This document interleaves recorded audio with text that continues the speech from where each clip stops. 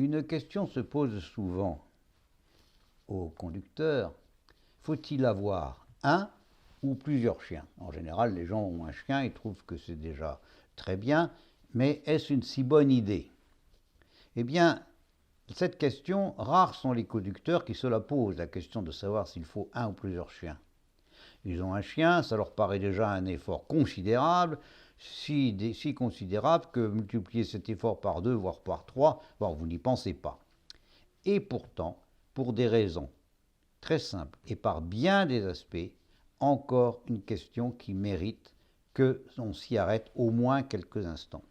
En commençant par souligner ceci, c'est qu'il y a quelque chose d'un peu contre nature à faire vivre de manière constante un animal social dans un monde où il est l'unique représentant de son espèce.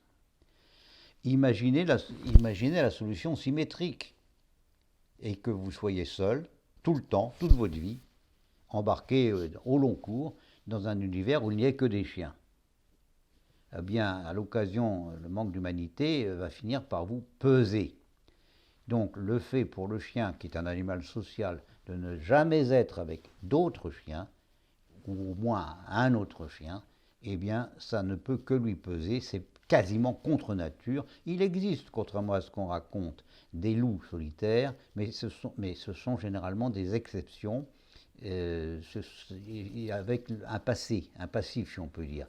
Dans la nature, en général, les loups ne vivent pas seuls. On remarque d'ailleurs que des animaux qui sont des chiens, qui sont d'ailleurs maintenus comme ça, sans contact avec d'autres chiens, perdent la capacité à dialoguer avec les autres chiens. Vous savez que les relations de deux animaux de la même espèce s'appellent des relations intraspécifiques. Eh bien, on constate que des chiens qui ont été retirés très tôt de leur famille, quelquefois à 6 mois, à 6 semaines, ou en tout cas avant 2 mois, eh bien ensuite n'ont plus de contact parce qu'ils vivent qu'avec des humains, eh bien on constate que de tels chiens sont quelquefois incapables d'avoir avec d'autres chiens plus tard des relations normales. Évidemment, on a créé des caractères pervertis qui ne savent plus ou qui ne savent pas réellement qu'ils sont des chiens et par conséquent les autres chiens, ils ne les reconnaissent même plus comme faisant partie de leur propre espèce.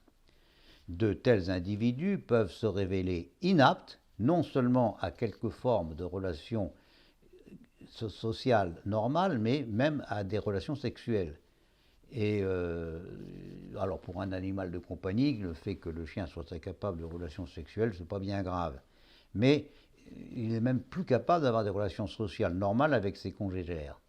La personne avertie reconnaît d'ailleurs immédiatement de tels sujets à des comportements d'anxiété tout à fait spécifiques.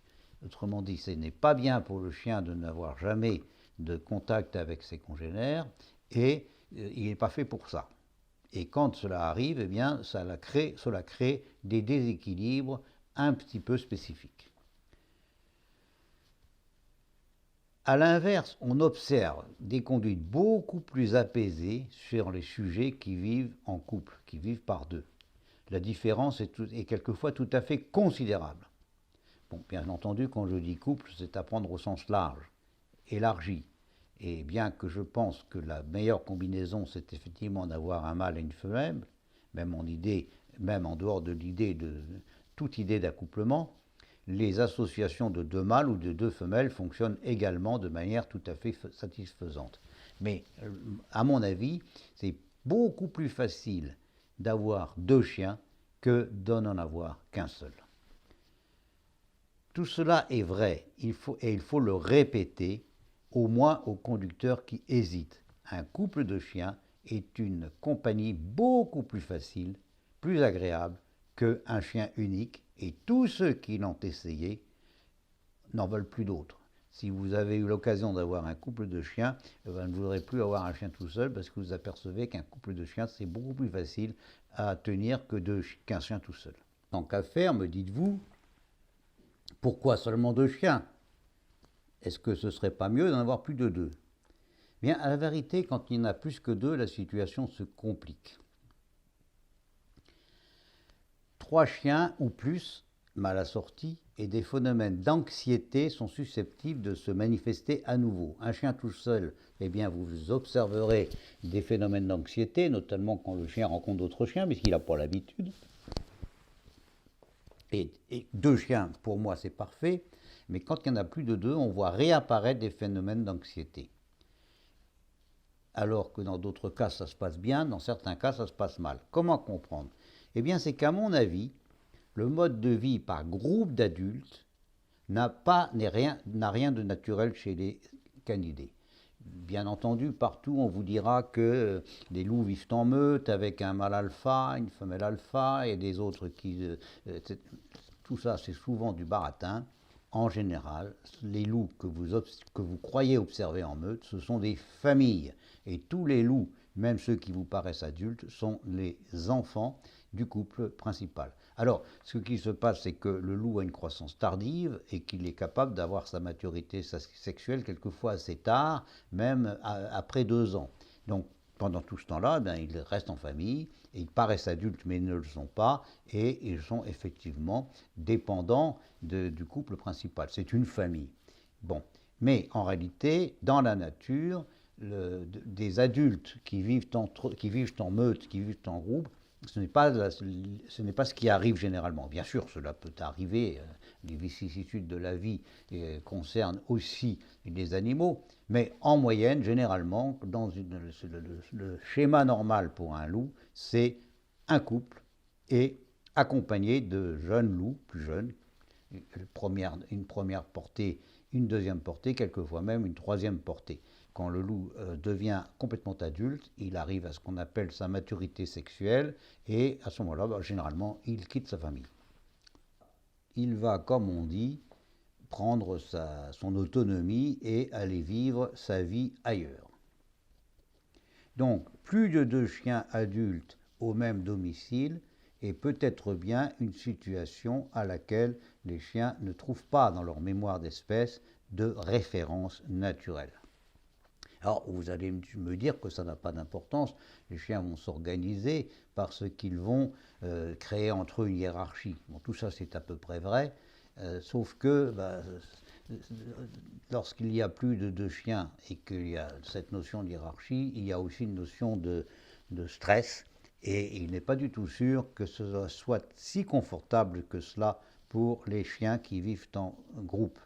Autre exemple, par exemple, c'est ce qu'on observe dans les élevages. Dans les élevages, contrairement à ce que les gens croient, eh bien, les chiens sont souvent très stressés, aboient beaucoup plus qu'il n'est nécessaire et ils font montre d'un comportement dont le moins qu'on puisse dire est qu'il n'est pas vraiment exemplaire. Alors il y a un autre intérêt aussi d'avoir plusieurs chiens, c'est que quand on a un chien adulte et des adolescents, eh bien ce qu'il faut retenir, c'est que ça se passe merveilleusement bien. Parce que les adultes renseignent et enseignent très rapidement, et en tout cas beaucoup mieux que tout ce que nous pourrions faire, les bonnes manières à leurs jeunes camarades. Ça, je peux vous le dire, pour avoir passé ma vie à rencontrer cette situation. Les chiens que j'ai eus chez moi, je ne les ai pratiquement pas éduqués. C'était les anciens, les chiens adultes qui se chargeaient de l'éducation des nouveaux. Alors, est-ce qu'ils les éduquent ou est-ce que c'est un processus de mimétisme? Je ne saurais pas vraiment vous le dire. Je pense qu'il y a beaucoup de mimétisme. C'est que cette tendance à imiter, eh bien les jeunes copient les comportements des adultes et les adoptent rapidement. Cela se fait tout doucement, sans heurts et le plus souvent sans même que vous vous en aperceviez. Je répète, et je l'ai déjà dit ailleurs, je n'ai jamais réellement éduqué les chiots qui vivaient chez nous, et je vous confesse avoir en réalité, de manière consciente ou non, profité de la présence d'adultes plus âgés qui se chargeaient à ma place, et sans doute beaucoup mieux que moi, de la transmission des bonnes manières. Une petite photo pour terminer notre entretien vous montrant eh bien, 2 chiens qui sont en couple et vous voyez qu'ils sont beaucoup plus paisibles, ils n'ont pas tendance à tirer et ils sont contents à côté de leur conducteur.